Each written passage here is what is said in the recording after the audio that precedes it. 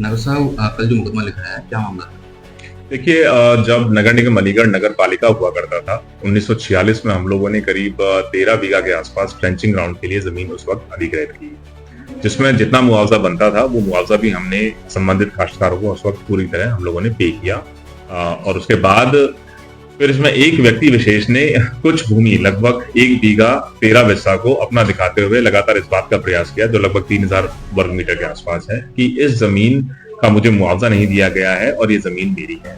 जबकि नगर निगम उसका मुआवजा ऑलरेडी कोर्ट में जमा करते हुए उसको अपनी तरफ से पूरी तरह पे कर चुका था। उस वक्त दो जो कर्मचारी थे, एक अधिकारी था, उन लोगों ने मिलके कोर्ट में इस तरह की एनओसी दे दी या उनसे समझौता कर लिया कि हमें कोई दिक्कत नहीं है, ये अपनी भूमि में जो करना चाहें कर सकते हैं। चूंकि नगर निगम उसकी धारा 4 धारा 6 करवा चुका था, पूरा मुआवजा भी पेमेंट कर चुका था, तो वो भूमि एक्चुअली नगर निगम की ही मानी जाएगी। इसके बावजूद कोर्ट में इस तरह के सेटलमेंट करने की वजह से नगर निगम को लगभग 18 करोड़ का नुकसान हुआ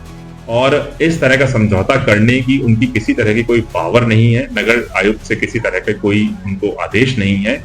अनधिकृत रूप से किसी व्यक्ति विशेष को लाभ पहुंचाने के लिए जो कृत्य किया गया है, ये जालसाजी और फ्रॉड की श्रेणी में आता है, राजस्व की हानि की श्रेणी में आता है। और इसी क्रम में कल हम लोगों ने इसमें एफआईआर कराई है, जिसमें एक जो कर्मचारी रिटायर हो चुका है और शायद दूसरे कर्मचारी की मृत्यु हो चुकी है। और क्लियर कट मैसेज है शासन की मंशा के अनुरूप, जो भी बेसिकली सरकारी संपत्ति या राजस्व हानि पहुंचाने का प्रयास करेगा उसके खिलाफ कठोरतम कार्रवाई की जाएगी। सर ये भूमि मालिक कौन है जिसके जिसके साथ ये समझौता किया गया?